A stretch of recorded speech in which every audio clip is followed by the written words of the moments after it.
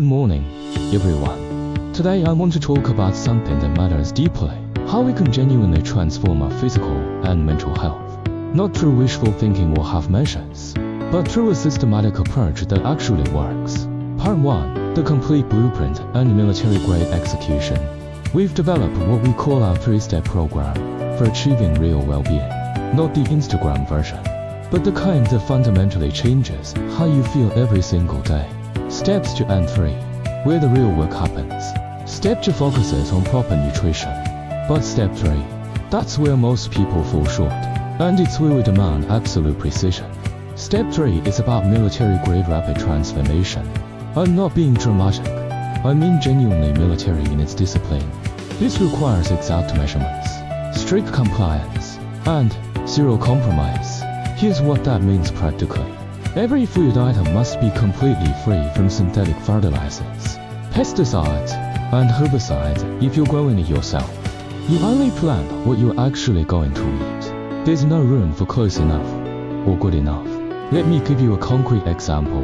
Watermelon. Under this program, you get a watermelon once per week. One bite, that's it. Sounds extreme, perhaps, but that's precisely the level of commitment required. Why so strict? Because genuine transformation demands what I call death-defying determination. Anything less, and you'll slide back into old patterns within weeks.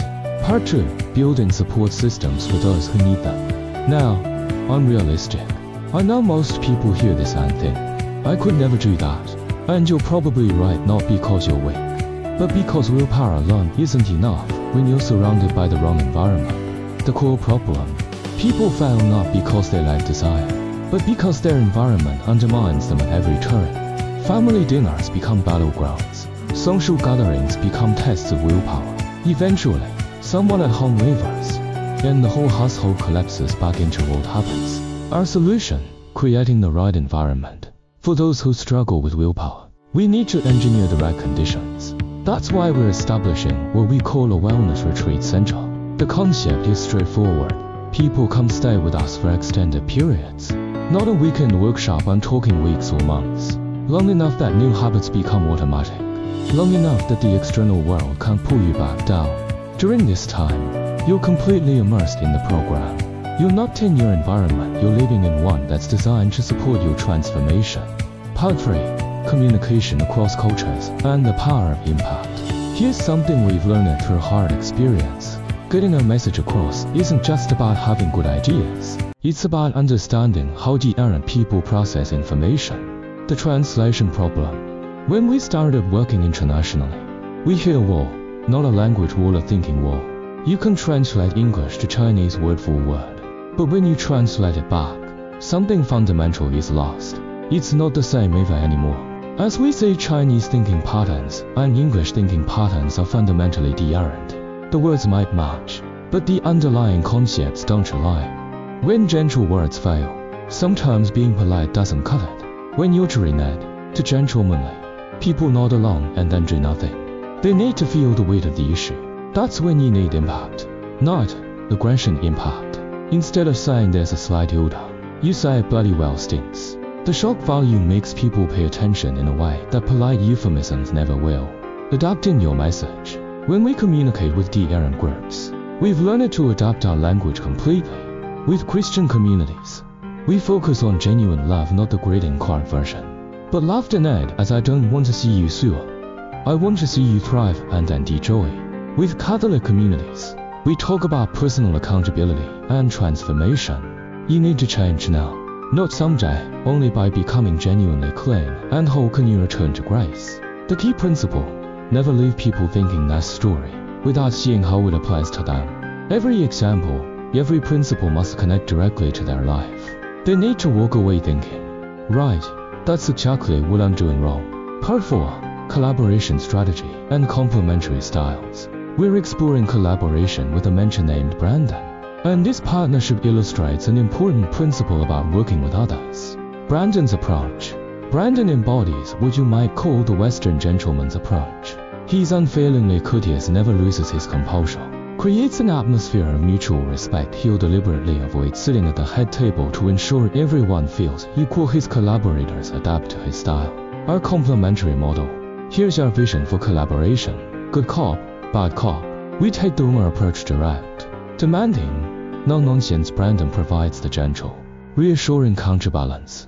Both approaches serve the same goal, protecting people's physical and mental well-being. But the errant people respond to the errant styles. Some need the kick up the backside.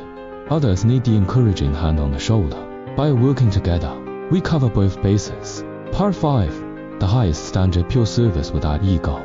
Let me finish with what I consider the ultimate benchmark for this work. There's a character in the television series demigods and semi-devils called the Sweeping Monk. Never mind, if you haven't seen it, the principle is what matters. What the Sweeping Monk represents. This character sweeps words in a library. That's all he does. Day in and day out. No titles, no recognition, no public acclaim. Yet he's actually the most skilled person in the entire story. He represents what we might call the principle of non-contention. The water principle. Think about water. Water being tea as everything it touches, yet never asks for position. It asks to the lowest places others avoid. It doesn't seek credit, doesn't demand recognition, doesn't need to win arguments. That's the goal, becoming like water, completely useful, totally essential, yet making no claims for yourself. The opposite, being like steel, rigid, unbending, impossible to work with. That's the most dangerous characteristic anyone can develop. Action without ego. The Sweeping Monk did occasionally use force. He once struck someone, but only to save their life. When he saw people in the library stealing books or practicing dangerous techniques, he quietly pointed out their error and moved on. Never got involved in their dramas. Never got pulled into conflicts. The warning for ourselves. Every time we calculate for personal gain, whether for reputation or property, we've entered the realm of contention. We think for position instead of serving people's needs. But here's the good news. Reaching this state of genuine service isn't mystical, it's trainable. It's a skill you develop through consistent practice. Conclusion. So there you have it, our complete framework. 1. Military-grade execution for those with the determination to transform radically. 2. Engineered environments for those who need support systems. 3. Culturally adapted communication that actually reaches people.